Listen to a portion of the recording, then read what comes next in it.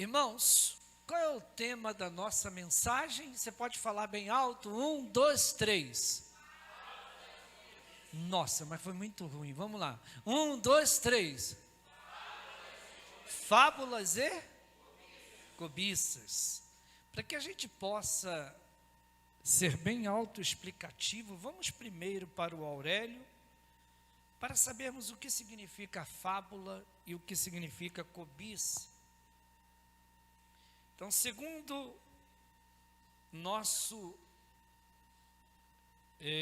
Aurélio, diz assim: fábula significa uma narrativa de aventuras ou de fatos imaginários. Repetindo, fábula significa narrativas de aventuras ou fatos imaginários. Cobiça, no dicionário português, significa desejo ardente de possuir ou conseguir alguma coisa sem medir consequências. Beleza? Deixa eu me dirigir àqueles que vão nos assistir, ou que estão nos assistindo agora, melhor falando, no canal do YouTube da Igreja do Evangelho Quadrangular, Catedral de Jardim Meriti, em São João de Meriti. Sejam bem-vindos, sou o pastor Carlos Leonardelli, e a mensagem dessa noite falará muito ao seu coração: fábulas e cobiças. Bom, essa mensagem, como lemos na carta de Paulo a Timóteo, é uma mensagem que, apesar do seu tema ser um tanto quanto esquisito para um tema de uma pregação, ela vai com certeza falar muito ao seu coração, porque são coisas que estão acontecendo nos dias de hoje. Essa semana aconteceu algo que começou a preparar o meu coração desde segunda-feira para essa mensagem.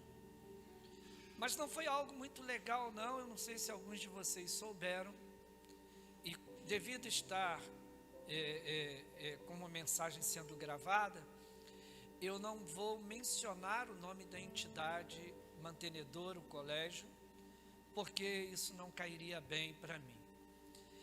Uma grande instituição de ensino que fica em Realengo, grande mesmo, que para entrar nessa instituição de ensino, o aluno precisa ter um QI muito bom, e inclusive acho que precisa se fazer uma prova antes de entrar para essa instituição de ensino.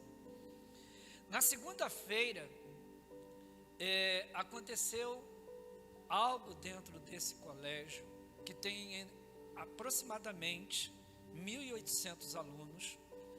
Aconteceu algo que trouxe assim um choque muito grande para pais, para a direção do colégio e para pessoas como eu e você, que ama a família, que ama bons costumes, né? Pessoas que acreditam, né, na questão da moral, né? Inclusive vai aqui o meu repúdio, porque na época que eu era aluno escolar, amava uma matéria chamada moral e cívica, coisa que a gente não vê mais nos dias de hoje. Então, a verdade é que até agora a polícia descobriu apenas 8 alunos, sendo 4 rapazes e 4 moças, e eu, rapazes e moças, estou sendo até muito elegante, porque na verdade a faixa etária é de 12 a 15 anos de idade. Esse grupo se reuniu no WhatsApp, né? E eles combinaram fazer sexo em grupo na sala de aula. E aí, o que aconteceu? Na hora lá daquele intervalo, que na minha época chamava-se recreio, né? Eles foram para uma sala anexa, que estava desocupada, e esses 4 meninas e 4 rapazes foram pegos em ato de líbido sexual. A polícia já está descobrindo, porque agora estão começando a entregar um ao outro. Eu estou procurando acompanhar um pouco o caso, porque é exatamente um pouco do tema que eu vou pregar. Há possibilidade, não foi descoberto ainda, de não ter sido apenas 8, 4 e 4, de terem sido 30, para uma turma que tem 32 alunos. Ou seja, apenas 2 alunos ficaram fora. Isso é uma hipótese que a polícia está agora tentando descobrir, mediante a delação de alguns alunos que já foram pegos. Isso é muito triste. Crianças, juniores, nem adolescentes são.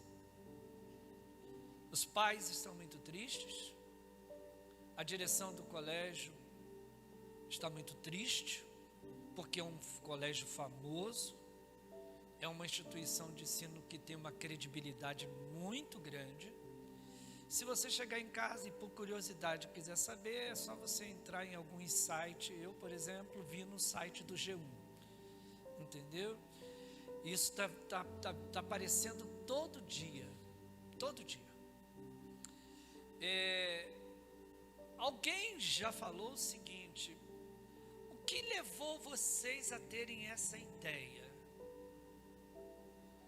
O que levou vocês a pensarem em fazer isso? Só foi sexo? Só foi descobrir a puberdade ou tentar sair da puberdade? E já existem comentários que não podem ser considerados verdadeiros, de que eles fizeram algo baseado em séries que aparecem em Netflix, que aparecem em outras redes que apresentam filmes, aonde nada mais é do que uma ficção. Se você observar todo filme, toda novela, é obrigado por lei mostrar que aquilo ali é uma história de ficção, não é uma realidade. Mas o que tem acontecido nos dias de hoje é que as pessoas têm entrado no mundo da ficção e fazendo esse mundo da ficção virar para elas uma realidade. O perigo de uma menina dessa, de 12 a 15 anos de idade, pegar uma gravidez e acabar com a sua vida. Entenderam? Então, eu quero começando a falar sobre fábula, porque a fábula, como diz o dicionário, é algo que nós criamos na nossa mente, é algo fictício, que a gente começa a imaginar, a pensar. E para entender melhor onde o que eu estou falando se encaixa dentro da mensagem, volta ao texto para mim, por favor, 2 Timóteo 4, 1 ao 5. Vocês vão ver que todos esses 5 versículos é Paulo escrevendo para Timóteo. Quer ver? Olha só, Caio, vai no capítulo 1, versículo 5, do mesmo 2 Timóteo. Vai no capítulo 1 para mim, bem rápido. Capítulo 1, versículo 5, Caio, de 2 Timóteo. Isso. Olha Paulo falando para Timóteo: eu recordo-me da sua fé não fingida, que primeiro habitou em sua avó Loide, em sua mãe Eunice, e eu estou convencido de que também habita em você. É Paulo falando com quem? Com Timóteo. Por quê? Deixa eu explicar o que uniu Paulo a Timóteo. Paulo, ele estava pregando na cidade que Timóteo morava. E ele levou uma surra em praça pública. Literalmente uma surra, ele apanhou demais. Os avós, Loide e Eunice, de Timóteo, eles haviam se convertido no meio daqueles 3.000 quando Pedro saiu de Pentecoste e pregou em praça pública. Então eles eram convertidos ao cristianismo. Então quando Paulo apanhou e Timóteo viu tudo, Timóteo tinha aproximadamente 16 anos de idade. Timóteo, sendo neto de cristão, e vendo o que Paulo estava fazendo, seus avós também faziam, ficou com tanta pena de Paulo que Timóteo pega Paulo e leva ele para a casa dele, onde ele morava com os pais e com os avós. E ali Paulo é tratado, Paulo é cuidado, os ferimentos, essa coisa toda. Só que Timóteo, ele literalmente fica apaixonado pelo estilo de vida de Paulo, com apenas 16 anos. E Timóteo, ele sente um desejo de quando Paulo se recuperasse, ele seguisse Paulo, fosse caminhar com Paulo, se tornasse um discípulo de Paulo. Então Paulo, ele vai à Macedônia e ele leva Timóteo com ele. Mas Paulo precisa sair da Macedônia e deixar Timóteo lá. E é por isso que ele começa a escrever para Timóteo, fazendo um discipulado, fazendo um mentoreio e ensinando Timóteo a não cair em algumas armadilhas. Uma das armadilhas que Paulo se preocupa para que Timóteo não caia é exatamente a armadilha da fábula. É exatamente a armadilha de se criar na mente uma mitologia a respeito de alguém. Então é importante nós entendermos isso para compreendermos essa carta de Paulo a Timóteo, no capítulo 4, versículos 1 ao 5. Por quê? Porque Paulo está advertindo Timóteo, toma cuidado, fique atento, não crie mitos na sua cabeça, ou seja, não crie ficções na sua cabeça, não crie coisas que não são palpáveis, que não é real. Não fica vivendo de sonho, que na verdade nunca vai acontecer. Tenta viver uma vida com sobriedade. Tenta viver uma vida firme. Tenta viver uma vida constante. Não ache que você pode tudo. Não ache que você vai ter tudo. Não ache que você vai ganhar tudo. Entenda que as coisas são mais reais do que você imagina. E sabe qual é o problema que a gente tem hoje? E por isso eu fiz questão de citar o caso do colégio. Porque hoje as pessoas estão criando ficções, vendo ficções e achando que aquilo pode se tornar real na vida delas. E essa é uma preocupação que nós pais precisamos ter. Nós maridos, esposas precisam ter. Entenderam? Para que nós possamos ter os pés no chão, os pés firmes, os pés convictos. Por quê? Porque senão a gente acaba criando uma supremacia de independência de Deus. Ou seja, por que eu preciso de Deus, se eu posso viver a vida que eu quero? Por que eu preciso de Deus, se eu posso montar algo e viver aquilo ali? Por que eu preciso de Deus, se eu posso conduzir a minha vida do jeito que eu quero? E convenhamos, nós estamos vivendo dias muito difíceis por causa dessa prepotência e dessa arrogância humana, achando que o fato de ser livre, a pessoa pode fazer o que bem entender de sua vida. Por isso Paulo admoesta Timóteo dizendo assim: não abandone a sã doutrina, não saia dela, não siga mitos, não siga ficção, viva a sua vida. E aí eu coloquei algo aqui que eu achei muito interessante, não porque eu coloquei, mas porque acredito ser uma grande verdade, entendeu? Esse texto, na verdade, é Paulo falando para Timóteo: tenha muito cuidado. Tenha muito cuidado. Fique sóbrio. E era isso que eu queria falar com vocês. Fique sóbrio. Ou seja, mantenha uma postura.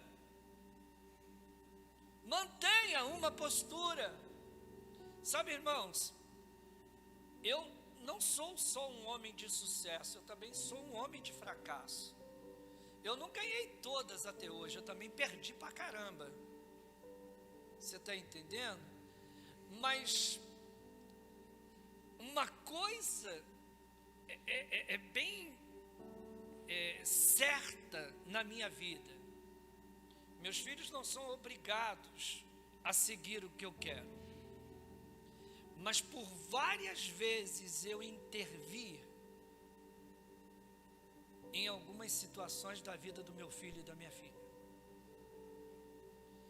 E por ter sido militar, eu sempre deixei bem claros para eles que eu não abria mão de disciplina.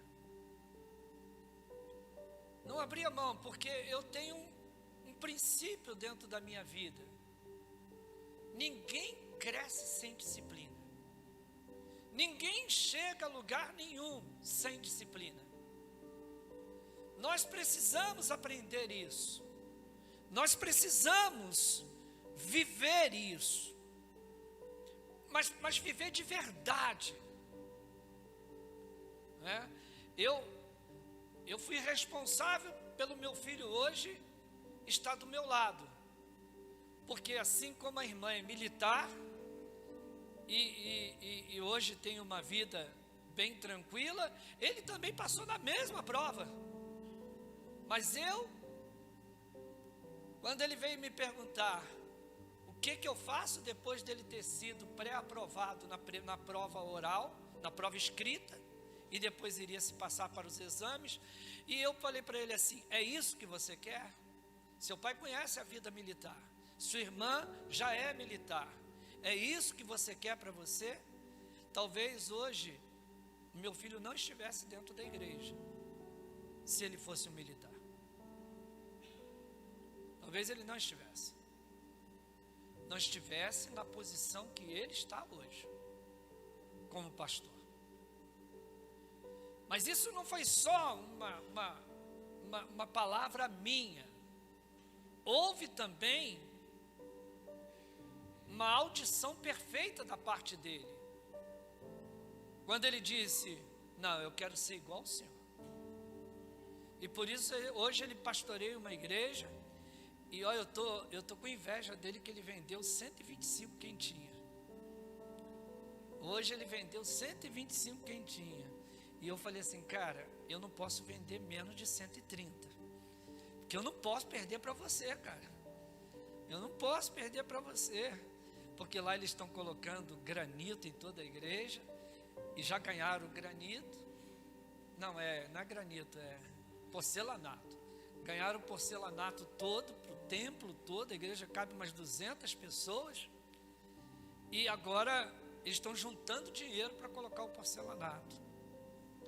Então eu não sei, Vinícius, se eu não tivesse, sabe, orientado, falado, porque às vezes alguém que está do nosso lado está vivendo uma vida ficciosa e não sabe. E por isso eu vou te dar alguns exemplos de uma vida ficciosa. Uma vida onde você não coloca o pé no chão, onde você não toma decisões baseadas em planejamento, onde qualquer coisa para você serve, aonde você chegar tá bom. E eu aprendi uma coisa: se eu não sei onde eu quero chegar, qualquer lugar serve. E se eu não sei o que eu quero, qualquer coisa serve. Então eu sei onde eu quero chegar.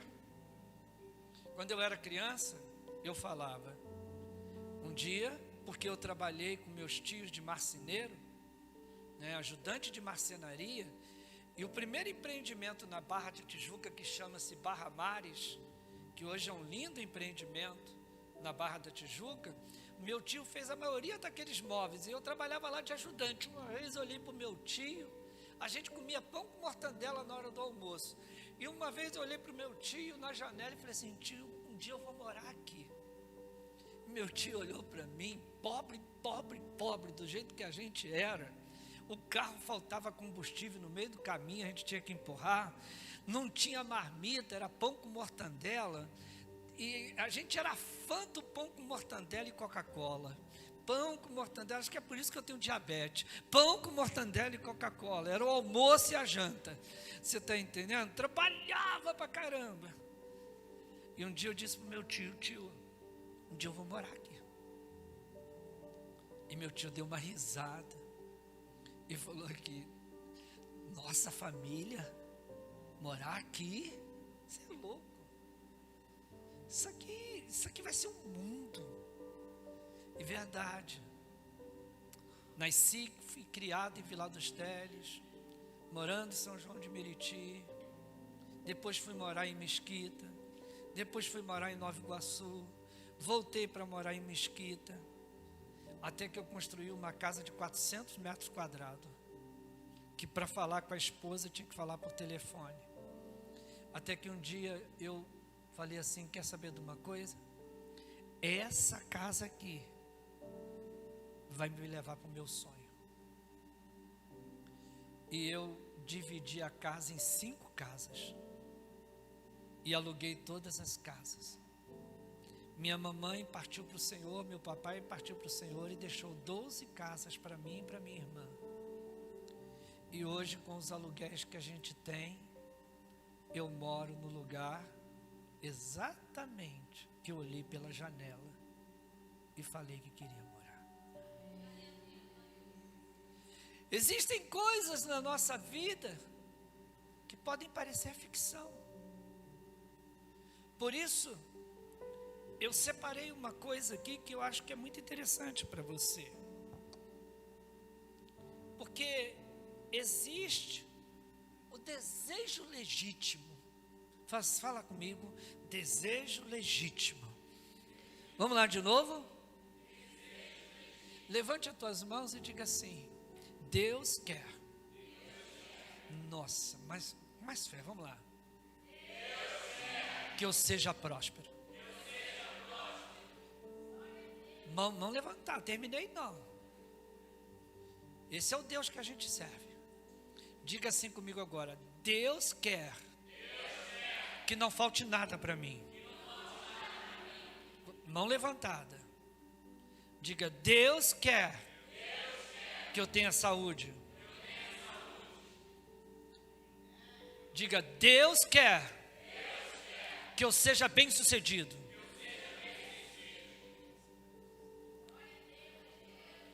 Diga assim: Deus quer que eu viva o melhor dessa terra. Levanta bem as suas mãos e diga: Deus quer. Diga: não é só eu que quero. Deus quer. Abaixa a mão. E para embasar o que eu estou falando, tem um versículo bíblico que diz: operando Deus, quem impedirá? Então olha para quem está do teu lado e diz assim: se você acreditar, você vai realizar seu sonho. Você crê nisso?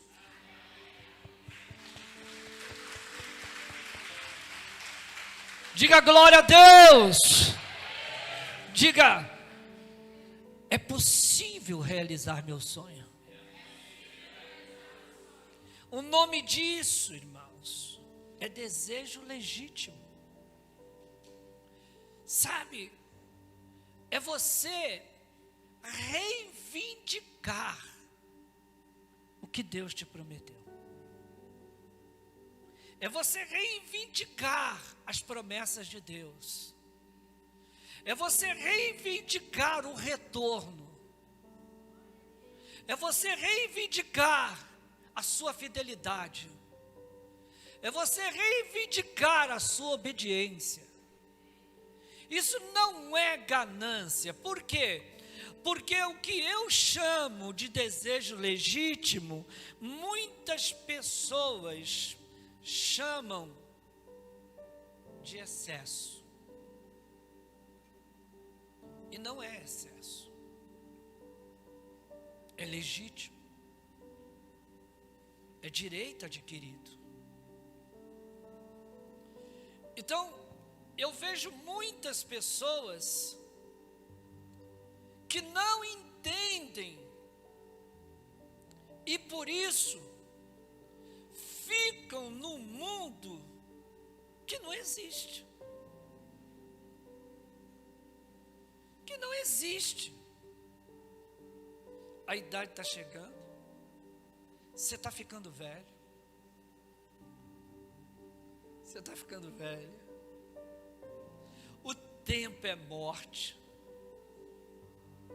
E está passando rápido demais. Meu Deus, não tem nem um dia. Vocês estavam aqui domingo passado. Voou a semana. A gente está aqui de novo. Gente, eu vou fazer 57 anos de idade, pelo amor de Deus. Eu não acredito num negócio desse. Eu estou indo para 60. Todo dia eu corro 10 quilômetros. E quando eu estou correndo, eu fico correndo pensando no seguinte: eu tenho 57, mas estou aqui. Eu tenho 57, mas estou aqui. Porque há uma galera que tem 17 anos que só quer dormir. Que quer acordar 10 horas da manhã. Que quer que as coisas caiam do céu como ficção. Que quer que as coisas aconteçam sem que haja uma contrapartida. Quer que as coisas, sabe, deixa eu dizer uma coisa para você: saia desse mundo ilusório. Saia desse mundo de ficção. É assim que o crente vive. Crente, porque na boca de muita gente crente tem que sofrer. Na boca de muita gente crente tem que ser pobre. Na boca de muita gente crente tem que ser miserável.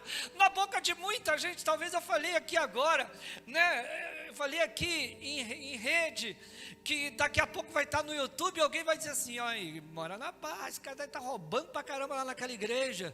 Você está entendendo? Esse cara deve estar metendo a mão lá naquela igreja, porque ele é pastor de uma igreja de São João de Meriti, mas mora na Barra da Tijuca. Deixa eu dizer uma coisa para você: ser crente não é sinônimo de você ser, posso falar? Miserável. De você não ter sonhos, de você não viver o melhor dessa terra. Eu sei o que é pisar na lama, eu sei o que é pisar na água suja, eu sei o que é lavar a mão em água de esgoto. Eu sei. Mas a gente tem que ter um sonho. A gente só não pode ficar no mundo de ficção. Porque nada acontece se você não estudar, nada acontece se você não trabalhar, nada acontece se você não se aperfeiçoar, nada acontece se você não buscar. Agora, parece que tem pessoas que ficam, ao Deus dará, sabe? E olha, me perdoem, né? Quem casou, casou. Quem não casou está com um problema sério na vida, a menos que já tenha arrumado alguém. Glória a Deus. Sabe por quê? As mulheres estão começando a ficar muito, mas muito exigentes. Porque elas estão acordando. E homens também. Porque hoje em dia não depende só de uma pessoa, depende dos dois. Não adianta um ganhar dinheiro do outro, de um lado, se a outra só vive no shopping gastando tudo que o marido ganha. Você está entendendo?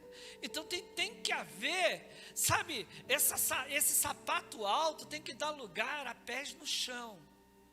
E a gente precisa começar a entender que Deus quer nos abençoar, de que Deus quer nos prosperar. Agora, qual é o currículo de quem eu quero casar? De onde vem com quem eu quero casar? Quando a minha filha foi casar e o cidadão veio tocar bateria aqui na igreja, e conquistou minha filha tocando bateria, tadinho do Rafael, ele vai assistir pela...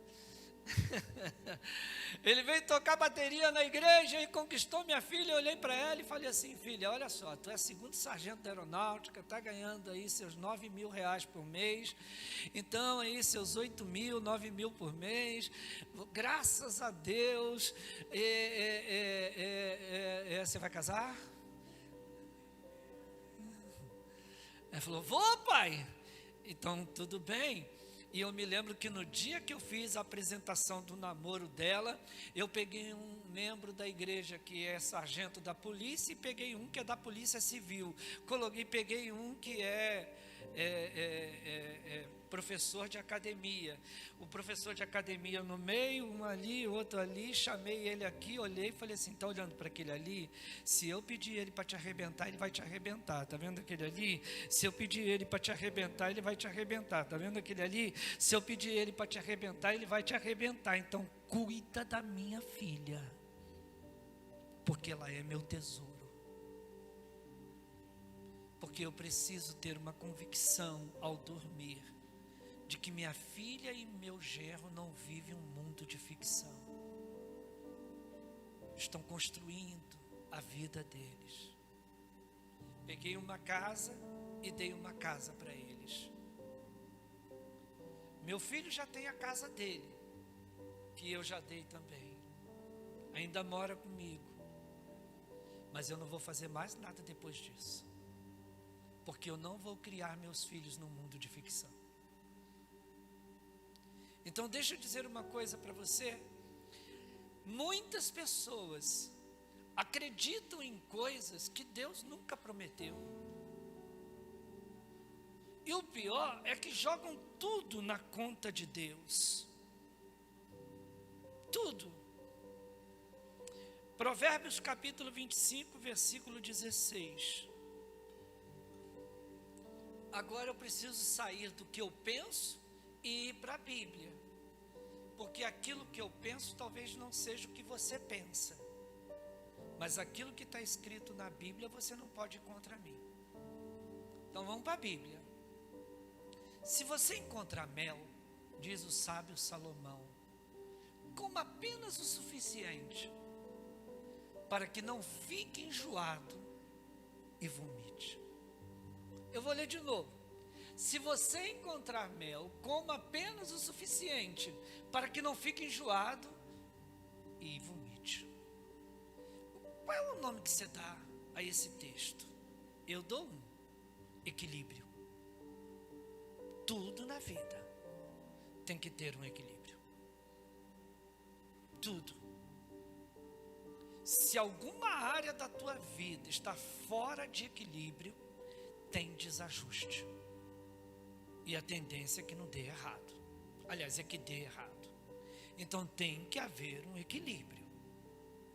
Por quê? Porque se não tiver equilíbrio, você vai ficar enjoado e vai vomitar.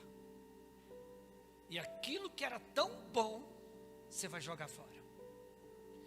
Diga para quem está do teu lado, cuidado para não perder um mel.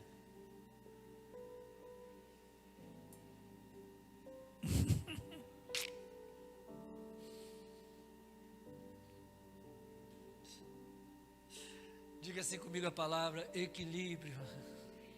Diga de novo. Você sabe quando alguém está interessado em você ou quando alguém está interessado no seu corpo? Você sabe quando alguém está interessado em fazer você feliz ou quando alguém está interessado em ser feliz? Você sabe quais são essas diferenças? Você sabe que quem está do seu lado, qual é o desejo que tem de crescer? Ou vive uma vida de fábula? Está sempre sonhando com você, já falou até que vai comprar uma Ferrari. E o pior é que você acredita. Você está entendendo? Então vamos de novo para a Bíblia. Gênesis capítulo 2, versículos 16 e 17. Gênesis 2, 16 e 17. E o Senhor Deus ordenou ao homem: coma livremente de qualquer árvore do jardim, mas não coma da árvore do conhecimento do bem e do mal, porque no dia em que dela você comer, o que vai acontecer com você? Certamente o quê? Gente, pelo amor de Deus, o Adão era muito idiota. Ele era um imbecil. Você imagina Deus olhar para ele e falar assim, imagina o Jardim do Éden, que muitas pessoas dizem que fica na Arábia Saudita. Imagine um jardim maravilhoso, com tudo que é frutos, com tudo, todos os animais, com tudo. Você podia pescar de manhã, de tarde, de noite. E para completar, Deus viu que ele estava sozinho e deu uma mulher para ele, completo. Você imagina uma ilha, você com uma gata, e tudo que você precisaria estar ali sem precisar trabalhar. Bastava uma subidinha na árvore, pegava um coco, tomava uma água de coco. Bastava ir no pé de goiabeira, pegava uma goiaba vermelhinha e comia. Bastava ir lá no mamão e pegar e comer o mamão. E depois ainda pegar a Eva. Então você preste atenção à vida que esse cara tem. Só que Deus disse o que para ele? Eu estou te dando uma vida maravilhosa. Mas tem uma coisa. Sabe aquela árvore ali? Não toque nela. Irmãos, por favor, não sei se você concorda comigo, mas parece que aquilo que é errado é o que mais a gente cobiça. Você parece demônio. Você tem tudo. Você tem uma família maravilhosa. Você tem uma casa maravilhosa. Você tem um lar maravilhoso. Você tem uma igreja maravilhosa. E o Espírito Santo diz para você: olha, isso aqui não pode. Isso aqui não é correto. Isso aqui não é correto. Isso aqui não é correto. Mas em vez de você praticar as coisas que são corretas, você só fica onde? Nas que não são. Parece uma praga. Por que não? Sossega. Por que eu vou procurar a árvore que vai me matar? Por que eu vou procurar algo que vai acabar com a minha vida, acabar com a minha família? Se Deus está dizendo claramente para mim, não mexa naquilo ali, e é exatamente aquilo ali que você vai mexer. Por causa de quê? Por causa da cobiça. Sabe, irmãos, Êxodo 20, versículo 17. Não quer? Não cobiçarás, não cobiçarás, não cobiçarás coisa alguma que não lhe pertence. É meu, Deus me deu, acabou. Para que eu quero do outro? Mas parece que no mundo vale aquele ditado, como é que é o nome daquele dito popular mesmo? A grama dos outros é mais verde do que a minha. Você está entendendo? Esse é o problema da cobiça. Por quê? Porque eu não posso falar só de fábula, porque a fábula te leva à cobiça. A fábula te leva à cobiça. Talvez você olhe e diz assim, caramba, eu vim no culto hoje para ouvir uma palavra daquelas que eu iria dar um pulo, eu iria dar um glória a Deus, eu ia dar um aleluia. Deixa eu dizer uma coisa para você, o aleluia é maravilhoso, você não está dando porque não quer. O glória a Deus é maravilhoso, você não está dando porque não quer. O amém é maravilhoso, você não está dando é porque não quer. Agora deixa eu dizer uma coisa para você, tudo isso, quando você sair daqui você vai esquecer, mas essa pregação você não vai esquecer. Porque ela é vida para a sua vida. Isso aqui está entrando na sua mente, está penetrando na sua cabeça, e você vai sair daqui dizendo assim, está na hora de botar algumas coisas na minha casa em ordem, está na hora de pisar meus pés no chão, está na hora de parar de viver uma vida fantasiosa, e vamos partir para a real. O que é que nós temos? Vamos trabalhar em cima do que nós temos. O que nós possuímos? Vamos trabalhar em cima do que nós possuímos. O que nós temos é suficiente para Deus te fazer você prosperar. Eu vou falar de novo. O que você tem é suficiente para Deus te prosperar. Faz assim com a sua mão. Você crê nessa palavra? Crê na sua palavra. Quando eu mandar você fechar a mão, você vai fechar a mão. Em nome de Jesus. Coloca, Senhor, agora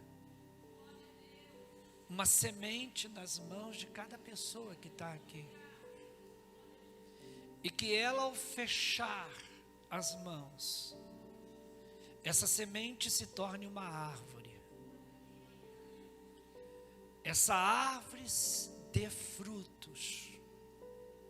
Esses frutos voltem a dar sementes. Até que a nossa vida se torne uma floresta. Se você crê, fecha suas mãos. Agora, com a mão fechada, derrama sobre a sua cabeça. E dá um aleluia, dá um glória a Deus.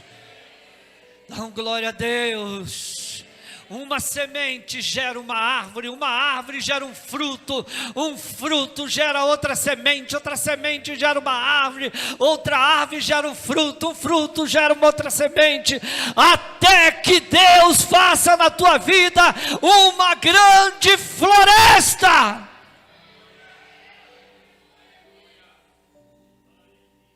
Somente quem crê nisso, dá um aplauso ao Senhor. Bem forte. Mateus 7, versículo 26. Mateus 7, 26. Olha o que a palavra de Deus diz. Mas quem ouve estas minhas palavras e não as pratica, é como um insensato que construiu sua casa sobre a areia. Você pode ter vindo a esse culto, mas se você não abrir tua mente, teu coração, tomar posse dessa palavra, sabe qual é o nome que eu dou para você? Insensato. Você é um insensato, mas se você tomar posse dessa palavra, nessa tua jornada, assim como na minha tem sido, virá vendavais, virá temporais, virá, meu irmão, coisas que você vai dizer e assim, agora acabou minha vida, e Deus vai dizer assim, é agora que eu estou começando a trabalhar na sua vida, é agora que eu estou começando a te dar prosperidade, agora eu estou fazendo você feliz, porque antigamente você confiava na tua força, você era um insensato, mas agora você depende de mim.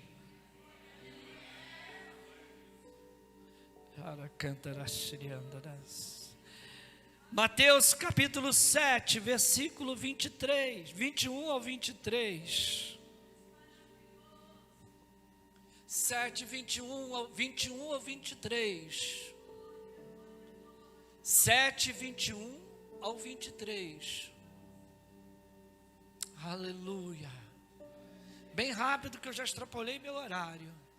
Nem todo aquele que me diz Senhor, Senhor entrará no reino dos céus, mas apenas aquele, olha só meu irmão, presta atenção, não é com insensatez, mas aquele que faz a vontade de meu Pai que está nos céus. Presta atenção meu irmão, a vontade de Deus é perfeita, é boa e é agradável. Perfeita, boa e agradável. Deus é capaz de pegar o pouco que você tem e para confundir os sábios, Ele fazer com que você tenha mais. Recebe essa palavra na tua vida. Você não precisa desejar o que é dos outros. Deus preparou algo para você. Deus te trouxe aqui para dizer para você, não precisa cobiçar. Eu tenho algo que é seu. Eu tenho algo que é seu. Toma posse do que eu tenho para te dar. Alguém pode dar um glória a Deus? Já estou terminando. 1 João capítulo 2, versículo 15. 1 João 2,15. Não ame o mundo, nem o que nele há. Se alguém ama o mundo, o amor do Pai não está nele. Deixa eu dizer, meu irmão, esse mundo aqui é um mundo cósmico, não é a terra. Deus não tem problema com a terra, Deus tem problema com o mundo. Deus tem problema comigo e com você. Com a terra Deus não tem problema. A terra, tudo que planta dá. Você está entendendo? Deus não tem problema com os animais, Deus tem problema comigo e com você. Deus não tem problema com as aves, Deus tem problema comigo e com você. Deus não tem problema com as estrelas, tem problema comigo e com você. Sou eu e você quem dá problema para Deus. Então deixa eu dizer uma coisa para você. Se alguém ama o mundo, o amor do Pai não está nele. Deixa eu dizer, eu quero profetizar sobre tua vida. Não será o mundo que vai te enriquecer. Não será o mundo que vai te prosperar. Não será o mundo que vai dar o que você sonha. Deus faz questão de que tudo isso seja Ele que dê para você. Bota a mão na cabeça e diga, eu recebo. Bem alto, diga, eu recebo. Eu recebo. Timóteo capítulo 1, versículos 3 e 4, Caio. Você sabe qual é, Caio? É 1 Timóteo 1, 3, 4.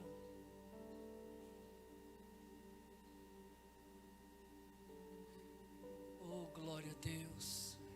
Já estou encerrando. Achou, Manu? Isso. Enquanto a Manu procura.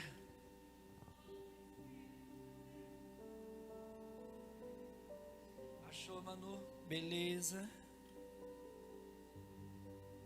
Partindo eu para Macedônia, roguei que você permanecesse em Éfeso. Lembra que eu falei com vocês que Paulo foi para Macedônia, saiu da Macedônia e deixou Timóteo lá? Roguei que você permanecesse em Éfeso,